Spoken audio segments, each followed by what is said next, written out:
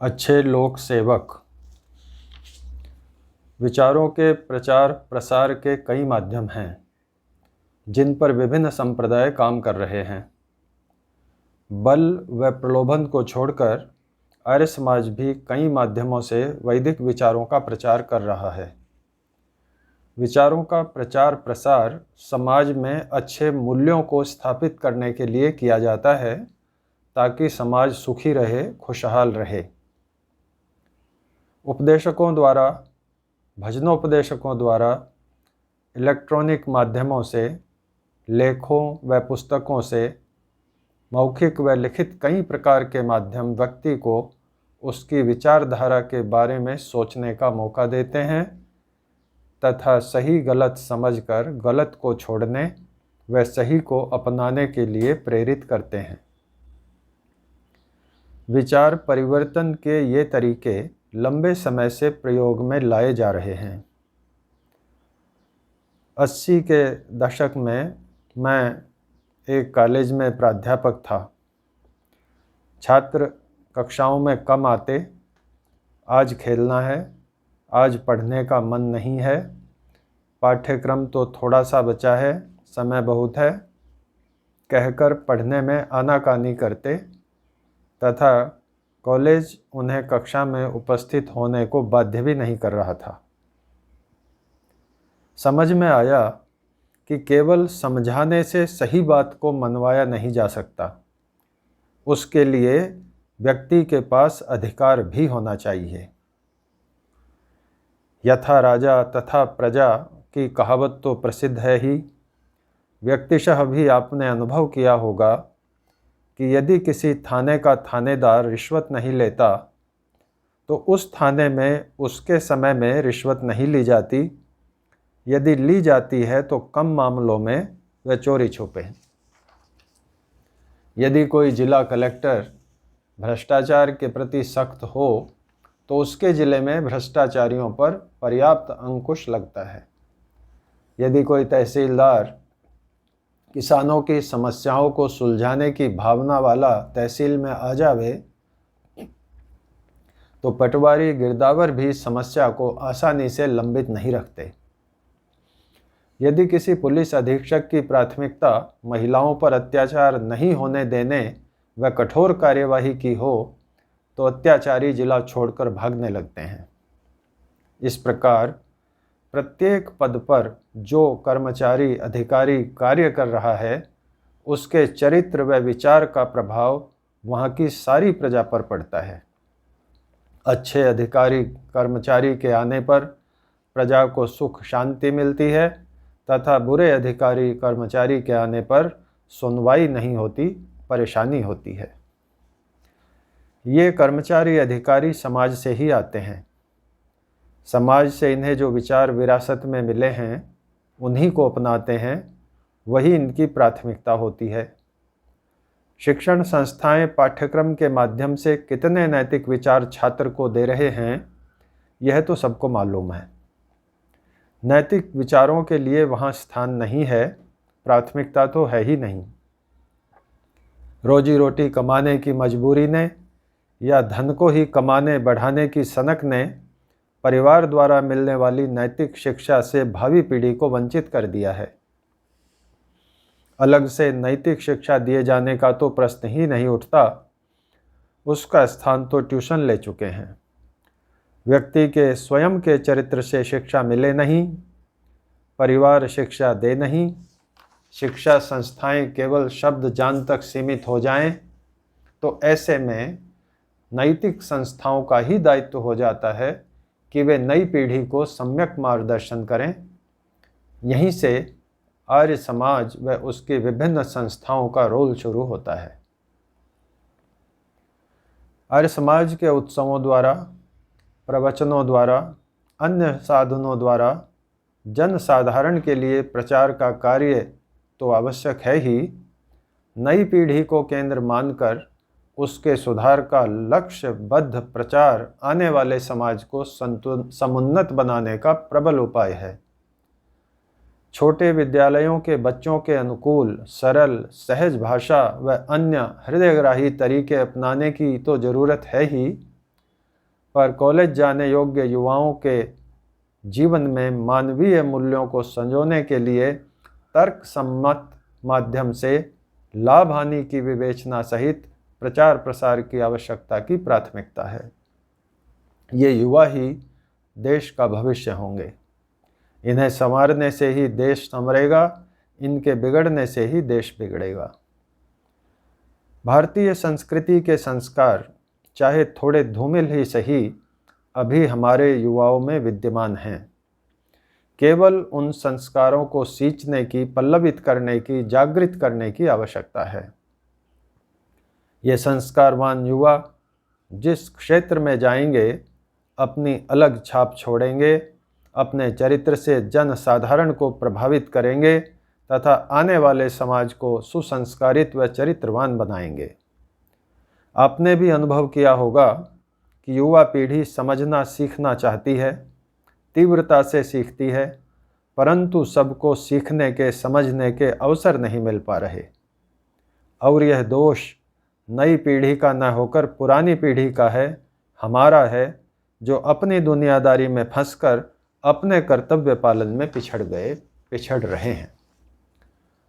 आर्य समाज के सन्यासी उपदेशक व्यक्तिशः कार्य कर रहे हैं, परंतु योजनाबद्ध व संस्थागत प्रयासों की महती आवश्यकता है। संस्कारवान युवा निर्माण फलतः संस्कारित समाज के निर्माण के लिए आर्य समाज की संस्थाएं आगे आकर ऐसे संस्कारी युवकों को तैयार कर सकती हैं जो प्रशासनिक क्षेत्रों में जाकर स्वयं के उज्ज्वल चरित्र का उदाहरण प्रस्तुत करें तथा अपने कार्य क्षेत्र में कानून सम्मत तरीके से अत्याचार को, कदाचार को, भ्रष्टाचार को बढ़ने न दें, उनका खात्मा करने का निश्चय करें तथा उसके लिए पूरी तत्परता से कार्य करें। राजनीति को कितना ठीक कर सकते हैं यह विषय छोड़ ही दें, पर यह स्पष्ट है कि आज की राजनीति के निर्णय वोट आधारित होते हैं। पहले कार्यकर्ता नेता बनकर प्रतिनिधि बनते थे, आज प्रतिनिधि के लिए नेता बनना या नेता के लिए कार्यकर्ता बनना जरूरी नहीं। ऐसी स्थिति में प्रशासनिक अधिकारियों व कर्मचारियों पर यह जिम्मेदारी आ जाती है कि वे नियम विरुद्ध कामों में सहयोगी न बने, बल्कि उसे रोकने के लिए कानून सम्मत स्पष्ट मत रखें।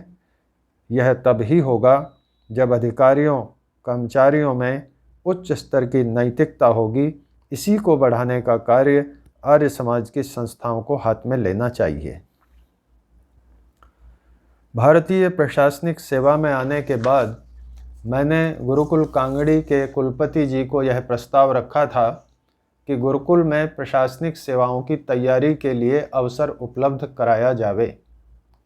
विषयों के विद्वान भी गुरुकुल के पास हैं, नैतिक शिक्षक भी उपलब्ध हैं, स्थान भी है, विषय विशेषज्ञ भी मिल जाएंगे। मैंने भी समय समय पर मेरी सेवाएं देने का प्रस्ताव किया था, परंतु उन्हें न करना था न उन्होंने किया। वर्षों बाद पुनः सक्षम आर्य संस्थाओं, सार्वदेशिक सभा, प्रतिनिधि सभाओं, गुरुकुलों आदि के समक्ष वही प्रस्ताव प्रस्तुत कर रहा हूँ। यदि अधिकारी कर्मचारी तंत्र सुधरेगा तो सामान्य व्यक्ति की कठिनाइयाँ कम होगी, समाज सुधरेगा, फलतः सुखी होगा। संस्थाओं को महाविद्यालय स्तर के लिए कार्यक्रम बनाने चाहिए जिससे युवाओं में चरित्र निर्माण की शिक्षा दी जा सके। आर्य समाज की जो शिक्षण संस्थाएं चल रही हैं वे अतिरिक्त समय लगाकर अपने छात्रों को प्रशासनिक सेवाओं की तैयारी करावें। डीएवी संस्थाएं ही प्रतिवर्ष सैकड़ों युवकों को प्रशासनिक सेवाओं के लिए तैयार कर सकती हैं।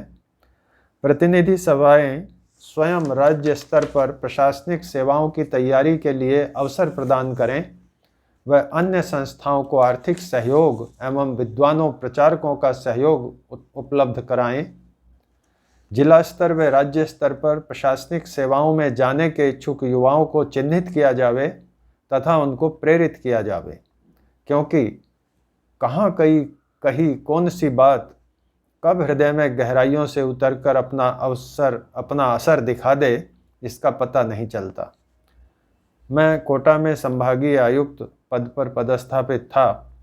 एक दिन एक युवक आया, मैंने कार्य पूछा, बोला कोई कार्य नहीं, आपसे मिलने आया हूँ।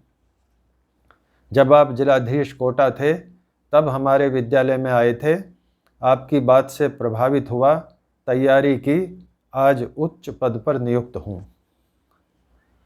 गुरुकुल के विद्यार्थियों से एक बात कहना चाहूँगा, आप ब्रह्मचारी हैं, आप अनुशासन में रहते हैं, आप व्यायाम करते हैं, स्वस्थ हैं, आपका भोजन सात्विक है, आपकी अध्ययन क्षमता खूब है, आप भी प्रशासनिक सेवाओं के बारे में क्यों नहीं सोचते? मैं भारतीय प्रशासनिक सेवा की प्रारंभिक परीक्षा देने चंडीगढ़ गया हुआ था। मेरे एक गुरुकुल के मित्र मिलने आए। मैंने उन्हें प्रशासनिक सेवाओं के लिए उकसाया। वे बोले, मुझे अंग्रेजी नहीं आती। मैंने कहा, तुम 6 माह में अष्टाध्यायी रट सकते हो, तो अंग्रेजी क्या चीज़ है? वे भारतीय पुलिस सेवा में गए।